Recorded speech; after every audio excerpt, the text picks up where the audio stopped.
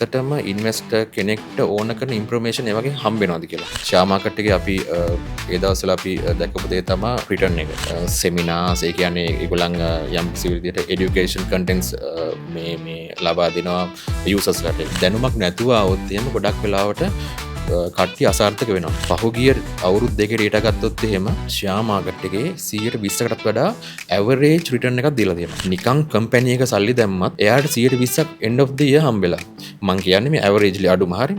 සමහර කම්පැනි 140 50, සමහර කම්පැනි 100%. මම අවුරුදු 10කටත් වඩා මේ ෆීල්ඩ් එකේ ඉන්නවා. මගේ අත්දැකීම් අනුව මට හොඳ රිටර්න් එකක් හම්බලා දෙනවා මේ අවුරුදු 10 ඇතුළත. අපි ප්‍රොඩක්ට් එකක් 1 month වලින් ඉස්සරහදී අපි ලොන්ච් කරන්න බලාපොරොත්තු වෙනවා. වෙබ් පෝර්ටල් එකෙන් අපිට විනාඩි කිහිපයක් ඇතුළත ඒ ඩේටා ටික දෙන්න පුළුවන්. අනිත් එක තමයි විශ්වාසය. ඒ කියන්නේ ඩේටා වල තියෙන විශ්වාසය. මට කියන්න තියෙන්නේ ඒකයි අධ්‍යයනය කරලා මාකට් එකට එන්න. ආයුබෝවන්. ලංකාවේ ගොඩක් දෙනෙක් මේ දවස්වල කතා වෙන ප්‍රධාන ටොපික් එක තමයි ස්ටොක් මාකට් එක කියලා කියන්නේ. එහෙම නැත්නම් කොටස් වෙළඳපොළ කියලා කියන්නේ.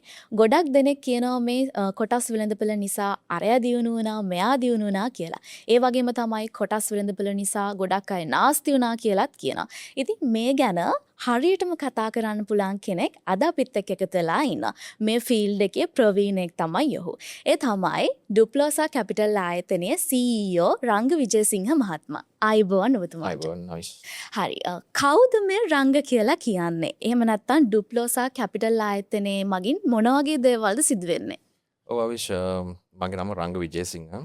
අතන මම පහුගිය අවුරුදු 20ක් විතර වගේ කාලය ඇතුළත කම්පැනිය සෑහෙන ප්‍රමාණයක වැඩ කරලා තියෙනවා. සෑහෙන කිව්වට කම්පැනි 7ක් විතර වගේ ඇතුළත වැඩ කරලා තියෙනවා.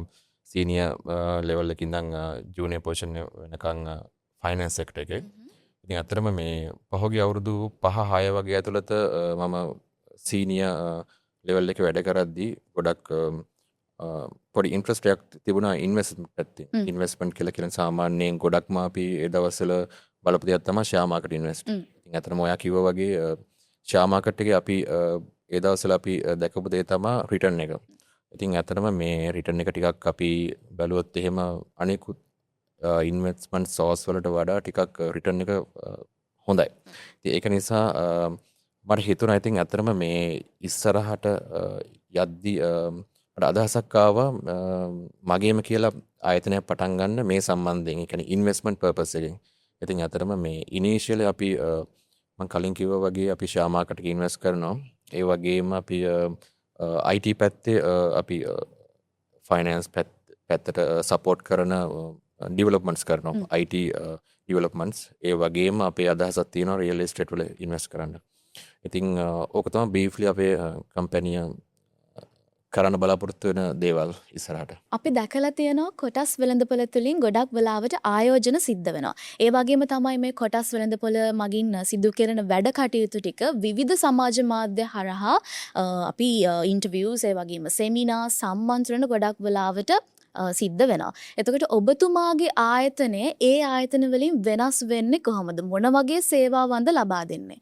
ඔය ඇත්තටම අවිෂ ඔයා දකින්න ඇති පහුගිය අවුරුදු 4-5 ඇතුළත දැන් මේ කොටස් වෙළඳපොලේ යම් කිසි විදිහක අර බූම් එකක් ඒ කියන්නේ ටිකක් අප් වෙලා තියෙනවා. ඒ කියන්නේ ඉහළට ඇවිල්ලා තියෙනවා. ඒ කියන්නේ ඇක්ටිවිටීස් වැඩි දැන්.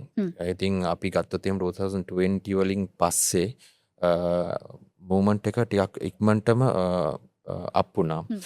ඒ හේතුවත් එක්ක ගොඩක් අපිට දකින්න පුළුවන් Facebook එකේ YouTube වල සෙමිනාර්ස් ඒ කියන්නේ ඒගොල්ලන් යම් කිසි විදිහට এডুকেෂන් කන්ටෙන්ට්ස් මේ ලබා දෙනවා යූසර්ස්ලාට. ඒ කියන්නේ ඉන්වෙස්ටර්ස්ලාට අපි කියමු ඉන්වෙස්ටර්ස්ලා කියලා. ඒ වගේ ගොඩක් දේවල් සිද්ධ වෙනවා. YouTube එකෙත් ෆ්‍රී කන්ටෙන්ට්ස් තියෙනවා. ඉතින් දැන් ඔය දේවල් දිහා බලාගෙන අපිට දැන් මට හිතුණ දේ තමයි ගොඩක් වෙලාවට අපිට සාමාන්‍යයෙන් ඇත්තටම ඉන්වෙස්ටර් කෙනෙක්ට ඕන කරන ඉන්ෆර්මේෂන් ඒ වගේ හම්බ වෙනවද කියලා. ඉතින් නමුත් ගොඩක් වෙලාවට ඉන්වෙස්ටර්ස්ලට හරියන අදාළ ඉන්ෆර්මේෂන්ස් එකෙන් හම්බ වෙනවා නම් ඒගොල්ලන් ගොඩක් සාර්ථක වෙනවා. නමුත් මගේ තියෙන අත්දැකීම් අනුව ගොඩක් දෙනෙක් අසාර්ථක වුණ අවස්ථා තමයි තියෙන්නේ. ඉතින් අපි හිතුවා මේකට හේතුව ගොඩක් වෙලාවට ඒගොල්ලන්ට මේ කම්පැනියක් ඇනලිසිස් කරන්න අයිඩියා එකක් නැහැ, අදහසක් නැහැ කොහොමද කරන්න කියලා. ඉතින් මේකට පිළියමක් විදිහට තමා අපේ කම්පැනි එක අපි වෙබ් පෝර්ටල් එකක් ඩිවලොප් කරනවා. ඉදිරියේදී අපි ඒක රිලීස් කරනවා. ඉතින් ඒකෙන් ගොඩක් වෙලාවට ඒගොල්ලන්ට ඕන කරන ඇනලිටිකල් ඉන්ෆර්මේෂන්ස් අපි කියන ෆන්ඩමෙන්ටල් ඉන්ෆර්මේෂන්ස් අපිට දෙන්න පුළුවන් ඒ අදාළ ඉන්වෙස්ටර්ස්ට. ඉතින් ඒක තමා අපේ ප්‍රධාන අරමුණ ඉස්සරහට අපි කරන්න බලාපොරොත්තු වෙනවා. හරි. මං ඔබතුමාගෙන් ඊළඟට අහන්න තියෙන ප්‍රශ්නය මටත් තිබෙන ප්‍රශ්නයක්.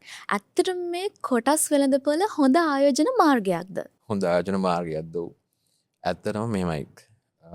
සමහරද මං අහලා තියෙන දෙයක් මං ඔයාලට කියන්න ඉස්සෙල්ලා සමහර කට්ටිය ගොඩක් අසාර්ථක වෙනවා කොටස් වෙළඳපොළ ආයෝජන කරලා. දැන් ඒගොල්ලන් කියනවා කොටස් වෙළඳපොළ හොඳ ආයෝජන මාර්ගයක් නෙමෙයි කියලා. මොකද ඒකට ප්‍රධානම හේතුව මේ මාකට් එකට, ඒ කියන්නේ මේ සෙක්ටර් එකට දැනුමක් නැතුව આવොත් එහෙම ගොඩක් වෙලාවට කට්ටිය අසාර්ථක වෙනවා. මම කියන්නේ යම්කිසි මූලික දැනුමක්. කියන්නේ කොටසක් සම්බන්ධයෙන් කොහොමද අධ්‍යයනය කරන්නේ, කොහොමද ඉන්වෙස්ට්මන්ට් එකක් කරන්නේ කියලා අධ්‍යයනයක් එක්ක આવොත් ප්‍රශ්නයක් නැහැ. ඇත්තටම ෂෙයා මාකට් එක හොඳ ඉන්වෙස්ට්මන්ට් සෝස් එකක්. හොඳ රිටර්න් එකක් දෙන ඉන්වෙස්ට්මන්ට් සෝස් එකක්. දැන් ඔයා දන්නා FD එකක්. FD එකක් ගත්තොත් එහෙම අද ඉන්ට්‍රස්ට් රේට් එක 7%ක් 8%ක් වගේ. ට්‍රෙෂරි බොන්ඩ් බිල් ගත්තොත් එහෙම ඒවට 101ක් විතර වගේ වැඩි වෙනවා FD වලින් ගත්තොත් එහෙම. හිතන්නකෝ 9ක් 10ක් කියලා. ඉතින් දැන් පහුගිය අවුරුදු දෙකේ ඩේටා ගත්තොත් එහෙම ෂෙයා මාකට් එකේ 120කටත් වඩා ඇවරේජ් රිටර්න් එකක් දීලා තියෙනවා. ඉතින් කවුරු හරි නිකන් කම්පැනි එක සල්ලි දැම්මත් එයාට 120ක් end of the year හම්බෙලා. මං කියන්නේ මේ ඇවරේජ්ලි අඩුම හරි. සමහර කම්පැනි 140 50, සමහර කම්පැනි 100ක්. ඉතින් මේ හේතුත් එක්ක ඕනම කෙනෙක්ට තේරෙනවා ඇත්තටම ෂෙයා මාකට් එක හොඳ ඉන්වෙස්ට්මන්ට් සෝස් එකක්. හරි. ඉතින් මම කියන්නේ කවුරු හරි ෂෙයා මාකට් එකට එන්න බලාපොරොත්තු වෙමින් ඉන්නවා නම් මේක හොඳ ඉන්වෙස්ට්මන්ට් ඔප්ෂන් එකක්, හොඳ රිටර්න් එකක් ගන්න පුළුවන්. අනිවාර්යයෙන්. ඊළඟට අහන්න තියෙන ප්‍රශ්නේ තමයි ඔබ හෝ ඔබේ ආයතනය කොටස් වෙළඳපොළට ආයෝජනය කරලා තියනවාද? ඔව් අවිෂ්, මම අතරම මම මුලිනුත් කිව්වා මම අවුරුදු 10කටත් වඩා මේ ෆීල්ඩ් එකේ ඉන්නවා. ඒ කියන්නේ සාමාන්‍යයෙන් අවුරුදු 10ක් ලකුණු 2012-13 විතර වගේ මගේ පොර්ට්ෆෝලියෝ එකක් තියෙනවා. ඉතින් ඒකත් එක්ක මම තාමත් ඒ පොර්ට්ෆෝලියෝ එක කන්ට්‍රෝල් කරනවා. ඉතින් මගේ අත්දැකීම් අනුව මට හොඳ රිටර්න් එකක් හම්බලා තියෙනවා මේ අවුරුදු 10 ඇතුළත. ඉතින් ඒකත් එක්ක තමයි මම ඇත්තටම මේ ඒ රිටර්න් එකක් ගන්න බැරි වෙච්ච, ඒ කියන්නේ බහුතරයක් අසාර්ථක වෙනවා. ඒ අසාර්ථක වෙන්න හේතුත් මම කිව්වේ කලින් සමහර වෙලාවට මූලික දැනුමක් නැතිකම. ඉතින් ඒක නිසා ඇතරම මගේ ආයතනයේ පරමාර්ථය ඒ යූසර්ස්ලට, ඒ කියන්නේ ඉන්වෙස්ටර්ස්ලට අවශ්‍ය කරන ඉන්ෆර්මේෂන් දෙන එක. ඒ වගේම දැන් අපේ කම්පැනි එක ඒක නිව්ලි ෆෝම් කම්පැනි එකක්. ඉතින් ඉදිරියේදී බලාපොරොත්තුවක් තියෙනවා ඉන්වෙස්ට් කරන්න. මොකද ඇත්තටම එක ඉන්වෙස්ට්මන්ට් සෝස් එකක් තමයි ෂෙයා මාකට් ඉන්වෙස්ටිං අපේ කම්පැනි එකේ. ඉතින් සමහර වෙලාවට පර්සනලි මම ඉන්වෙස්ට් කරනවා මේ මගේ පොර්ට්ෆෝලියෝ එකක තියෙන කම්පැනියක් විදිහට අපි ඉදිරියේදී බලාපොරොත්තු වෙනවා ෂෙයා මාකට් ඉන්වෙස්ට් කරන්න. හරි. ඔබේ ආයතනයේ කොටස් වෙළඳපොළ ගැන උනන්දුවක් දක්වන අයට, එහෙම නැත්නම් ඉදිරියට එන්න ඉන්න අයට මොන වගේ සේවාවක්ද ලබා දෙන්න බලාපොරොත්තු වෙන්නේ? ඔව් අවිෂ්, මම කිව්වා වගේ දැන් මම මුලින් කිව්වේ අපි අපේ ප්‍රොඩක්ට් එකක් 1 month වලින් ඉස්සරහදී අපි ලොන්ච් කරන්න බලාපොරොත්තු වෙනවා. ඒක ඇත්තටම වෙබ් පෝර්ටල් එකක් ඇනලිටිකල් ඉන්ෆර්මේෂන් ප්‍රොවයිඩ් කරන ස්ටොක් සම්බන්ධයෙන්. ඉතින් ඇත්තටම මේ ඉන්ෆර්මේෂන්ස් වලින් ගොඩක් වෙලාවට අපේ ඉන්වෙස්ට් කරන කට්ටියට සාමාන්‍යයෙන් ඉක්මනින් තොරතුරු ලබා ගන්න පුළුවන්. ඒ වගේම ෂෙයා මාකට් ඉන්න කට්ටියටත් ඒගොල්ලන්ට ගොඩක් කාලය ගත වෙන ඇනලිසිස් තියෙන ඒ වගේ දේවල් ඉතා ඉක්මනින් කර ගන්න පුළුවන්. ඉතින් මම හිතනවා මේක ගොඩක් ප්‍රයෝජනවත් වෙයි අපේ ඉන්වෙස්ටර්ස්ලට. හරි. ඔබ දැන් මේ කියපු සේවාවන් වලින් ඔබේ ආයෝජකයින්ට මොන වගේ ප්‍රයෝජනද හම්බ වෙන්නේ? මම කියන්නම් කරුණු කිහිපයක් අවිෂ. ගොඩක් සමහර වෙලාවට අහලා ඇති. අපි දැන් ෂෙයා මාකට් එකේ මොකක් හරි කම්පැනියක් සම්බන්ධයෙන් ඇනලිසිස් කරද්දී අපිට සාමාන්‍යයෙන් 1 to 5 years data ඕන.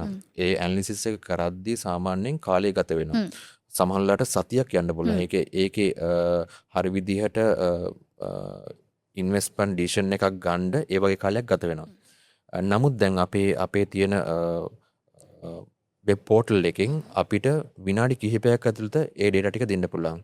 ඒක කාලේ ඉතිරි කිරීමක් ඉන්වෙස්ටර්ස්ලට.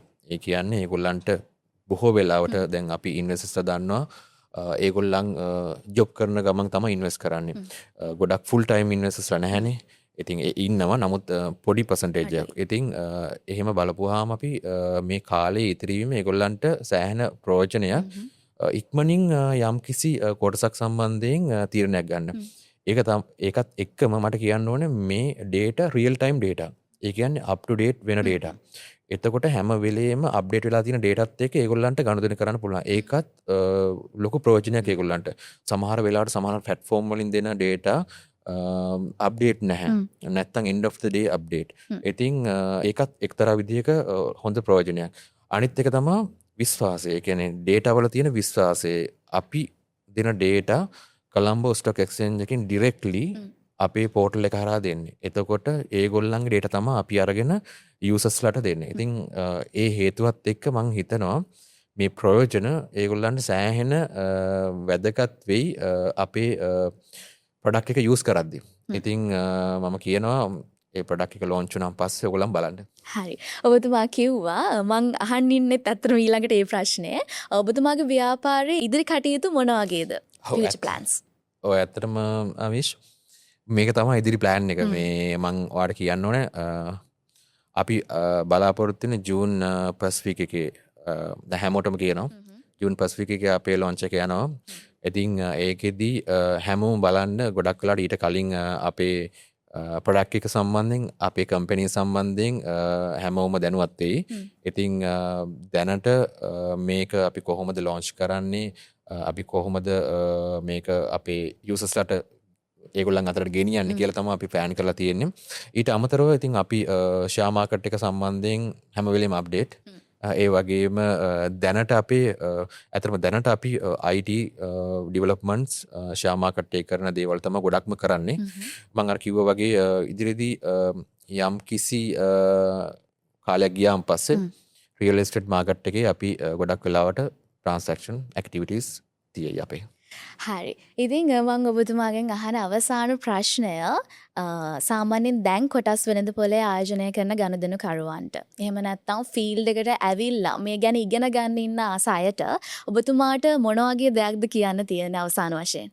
ඔව් අවිෂ් දැන් හිතන්නකෝ දැන් ඔයාටත් කොටස් වෙළඳපොලේ ආයෝජනය කරන්න කැමති නම් ඇත්තටම මම කියන්නේ නැත්තම් මේක බලා ඉන්න කට්ටියත් බලාපොරොත්තුෙන් ඉන්නවා ඇතිනේ ඉන්වෙස්ට් කරන්න. දැන් මොකද තියෙන තත්ත්වය අනුව ටිකක් කට්ටිය ටිකක් උනන්දුයි මේක සම්බන්ධයෙන්. ඉන්න කට්ටියටත් මම කියන්නේ ඇත්තටම කොටස් වෙළඳපොළ සම්බන්ධයෙන් අලුතෙන් ඉන්න කට්ටියට කියන්න තියෙන්නේ යම්කිසි අධ්‍යයනයක් කරන්න මේ සම්බන්ධයෙන්. යම්කිසි අධ්‍යයනයක් කරලා ඕගොල්ලන් එන්ට වෙන්න. මොකද අධ්‍යයනයක් කරන්නේ නැතුව ඕගොල්ලන් ආවොත් එimhe ඕගොල්ලන්ට සාර්ථක වෙන්න තියෙන සම්භාවිතයන් බොහොම අඩුයි.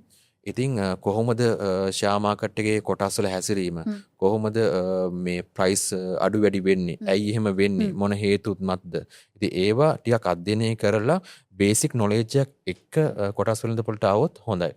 අනිත් එක තමයි දැන් දැනට ෂෙයා මාකට් ඉන්න කට්ටියට කියන්න තියෙන ඇත්තටම දැන් ගොඩක් වෙලාවට ඉන්න කට්ටියටත් සමහර වෙලාවට ඒගොල්ලන්ට නොලෙජ් එකක් නැති වෙන්න පුළුවන් සමහර දේවල් සම්බන්ධයෙන්. ඉතින් මම කියන්නේ ඕගොල්ලන් නොදන්න දේවල් තියෙනවා නම් ඕගොල්ලන් අධ්‍යයනය කරන්න ෂෙයා මාකට් එක. සමහර වෙලාවට ෂෙයා මාකට් එකේ ප්‍රයිස් අප් ඇන්ඩ් ඩවුන් යන්නේ ඇයි?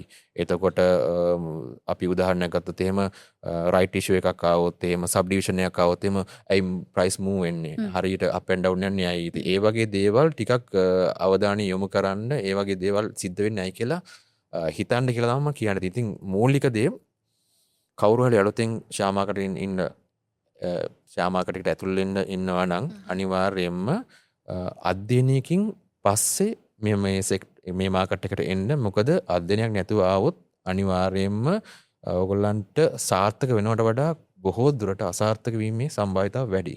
ඉතින් මට කියන්න තියෙන්නේ ඒකයි අධ්‍යයනය කරන්න අධ්‍යයනය කරලා මාකට් එකට එන්න. හරි ඉතින් ඔය විදිහට තමයි කොටස් වෙනදපළ ගැන අද අපි කතා කරේ. ඉතින් අපිත් එක්ක අද කතා බහට එකතු වුණේ ඩුප්ලෝසා කැපිටල් ආයතනයේ CEO මිස්ටර් රංග මහත්මයා. ඉතින් thank you so much ඔබතුමාට අපිත් එක්ක join වුණාට. thank you අවිෂ් thank you ඉතින් එහෙනම් හොඳ සාකච්ඡාවකින් නැවතත් හමු වෙමු.